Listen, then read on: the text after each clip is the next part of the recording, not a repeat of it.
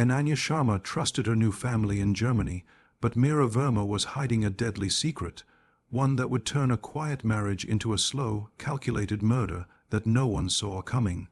Ananya Sharma grew up in a modest neighborhood in northern India, surrounded by familiar sounds, close relatives, and long-held traditions. From a young age, she was taught that marriage was not just a partnership, but a responsibility toward family honor and future generations. When her parents told her about a marriage proposal from Germany, it felt like a dream unfolding. The groom, Rahul Verma, worked as a software engineer in a growing tech company, and his life abroad promised comfort, stability, and respect. For Ananya, Germany represented opportunity, modernity, and a chance to build a life that balanced tradition with independence. The wedding was celebrated with grandeur. Relatives praised Ananya's luck, calling her chosen and blessed. Amid the rituals and celebrations, little attention was paid to her own emotions. She felt hopeful but nervous, aware that she was leaving everything familiar behind. Her mother reminded her to adjust, to stay patient, and to keep the family united no matter what. These words stayed with Ananya as she boarded the flight that would take her thousands of miles away from home. Germany greeted her with silence rather than celebration. The streets were clean and orderly, but they felt distant and cold. The apartment she moved into was neat and modern, yet empty of warmth. Rahul was polite and reserved, already absorbed in his demanding work schedule. He left early each morning and returned late, often exhausted. Conversations between them remained surface level, focused on daily routines rather than emotional connection.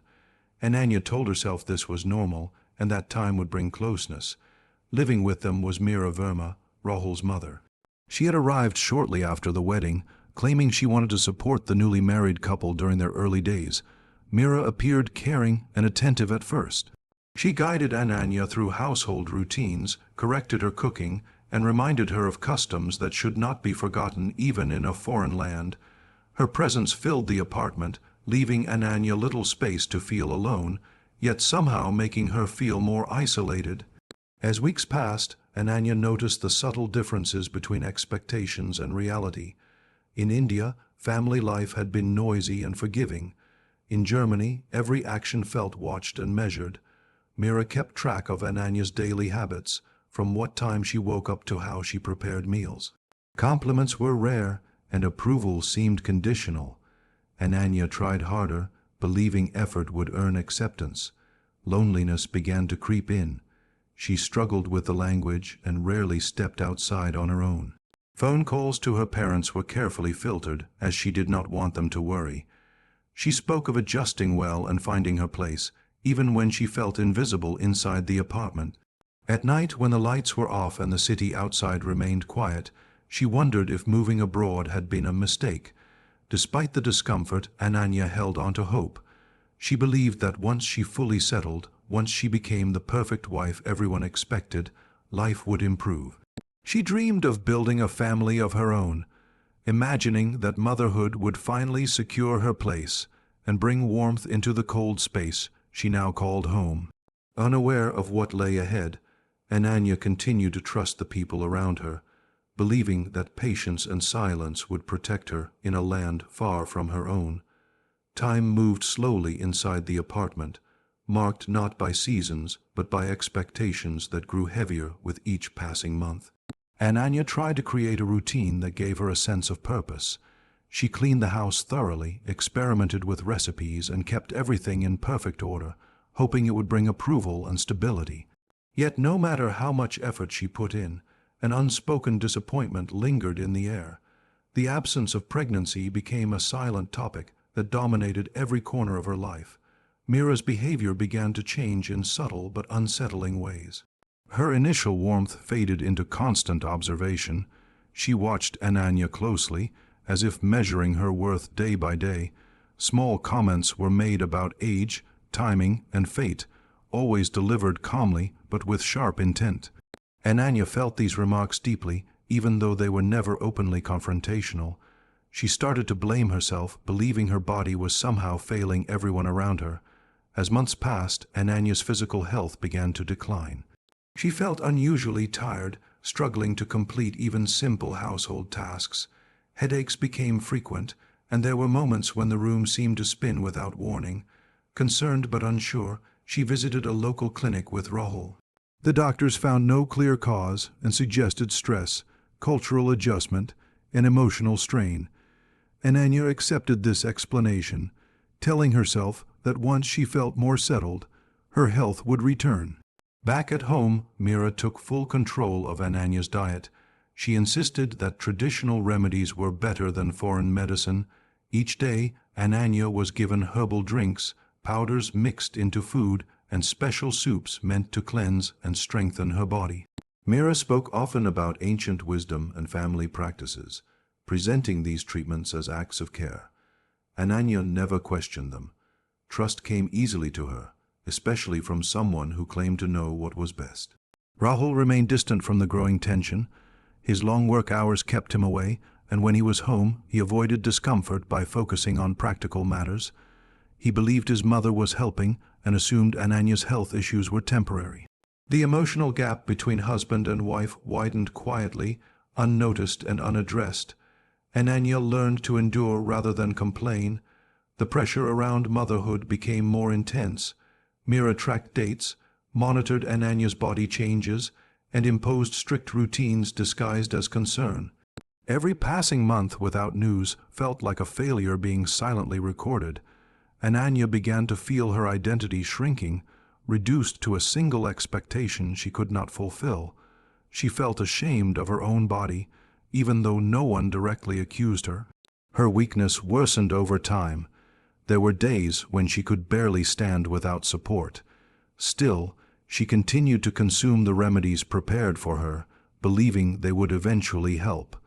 Each sip carried hope, and with it, an unrecognized danger. Her trust became her greatest vulnerability. Alone in a foreign country, Ananya had no close friends, no support system, and no voice strong enough to challenge what was happening around her. She held on to silence as a form of survival, convinced that obedience and patience would lead to acceptance. What she did not realize was that the very care she depended on was slowly harming her, turning the weight of expectations into something far more deadly than emotional pressure. The winter in Germany had settled deeply by the time Ananya's condition reached a breaking point. The cold outside mirrored the stillness inside the apartment, where her movements had become slow and uncertain. She woke each morning feeling weaker than the day before, her body no longer responding the way it once had. Simple tasks left her breathless, and her hands often trembled without reason. Yet she continued to push herself, believing that endurance was expected of her. On a quiet morning, as pale sunlight filtered through the windows, Ananya suddenly collapsed in the kitchen.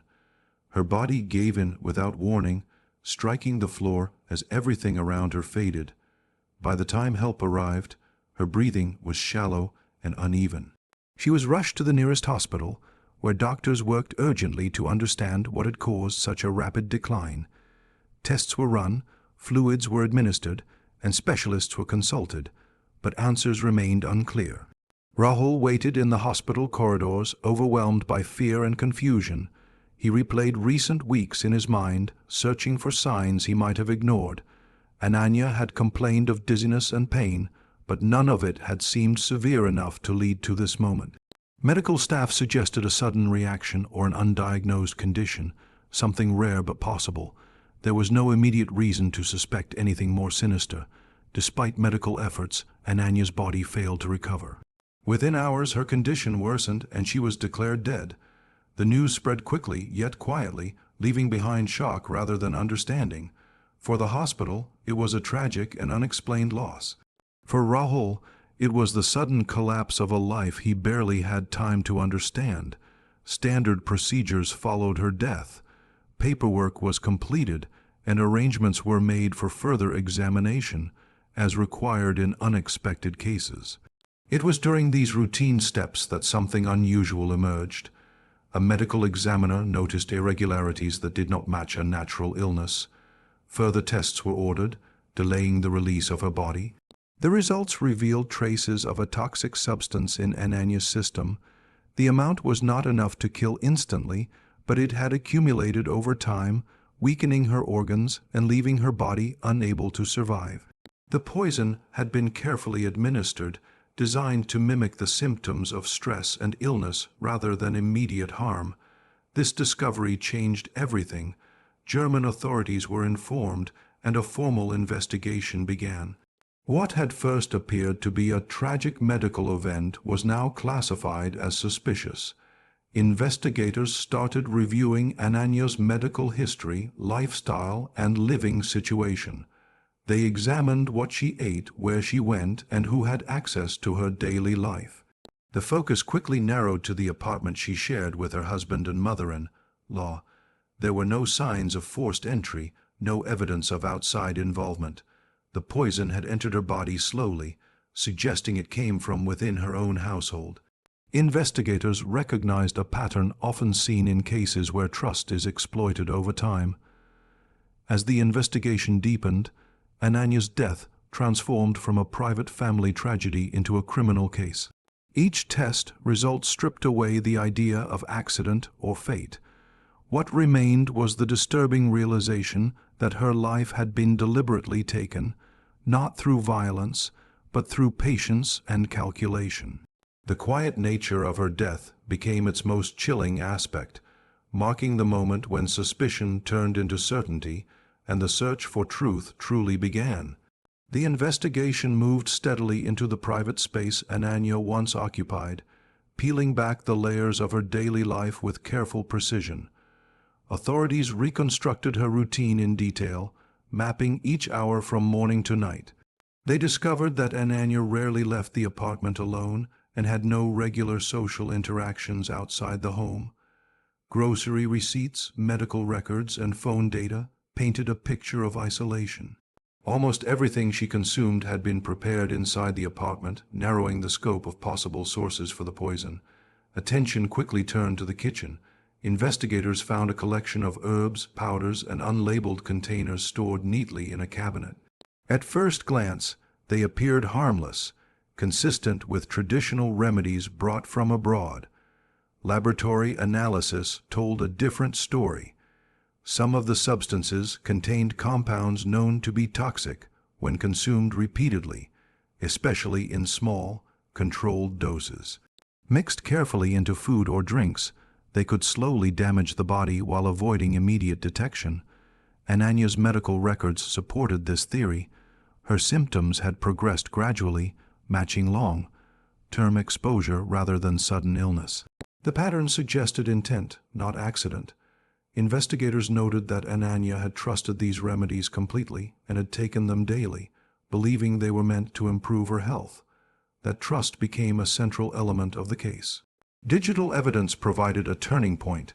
A detailed examination of Mira Verma's phone and laptop revealed a disturbing trail. Internet searches showed repeated inquiries about substances that cause weakness, infertility, like symptoms and organ failure without obvious signs of poisoning. The timing of these searches aligned closely with the onset of Ananya's health problems.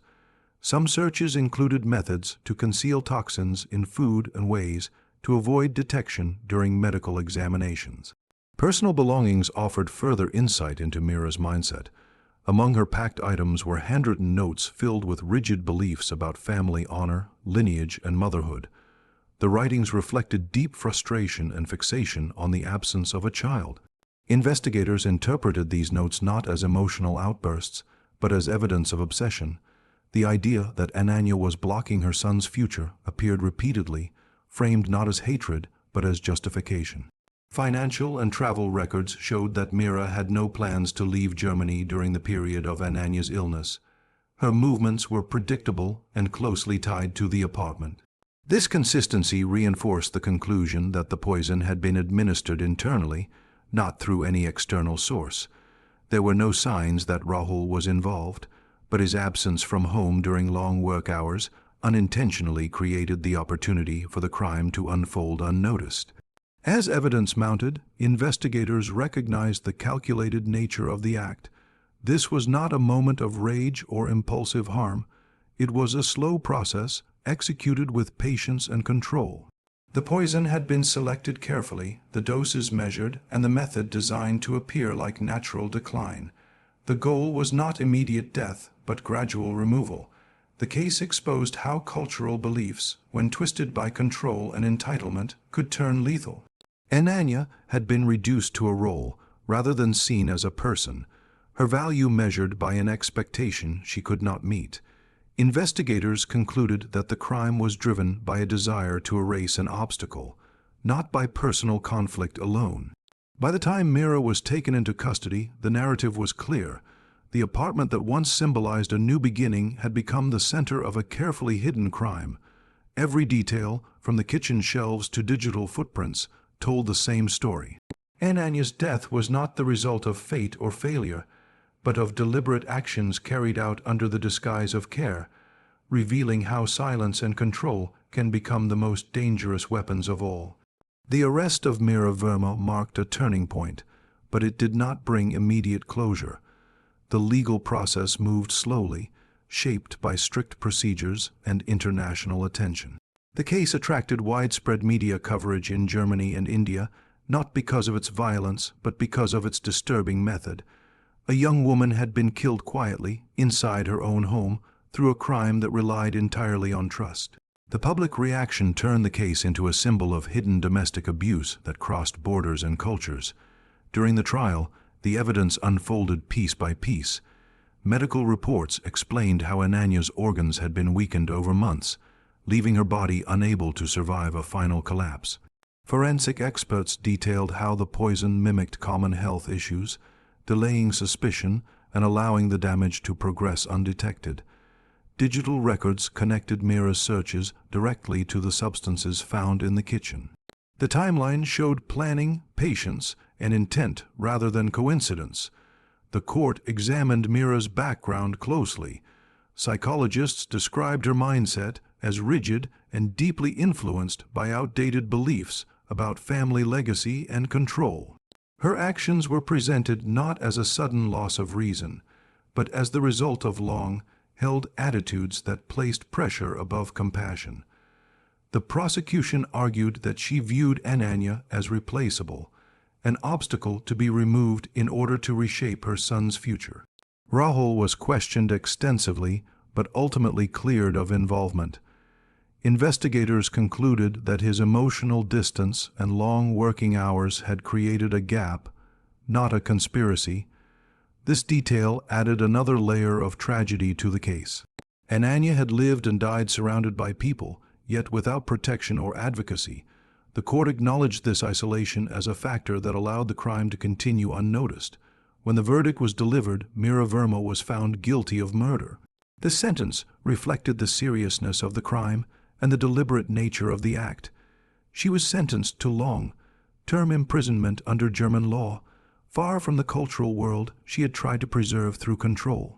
The ruling emphasized that tradition could never justify violence, and that trust abused over time was as destructive as physical force. Ananya's death led to discussions beyond the courtroom.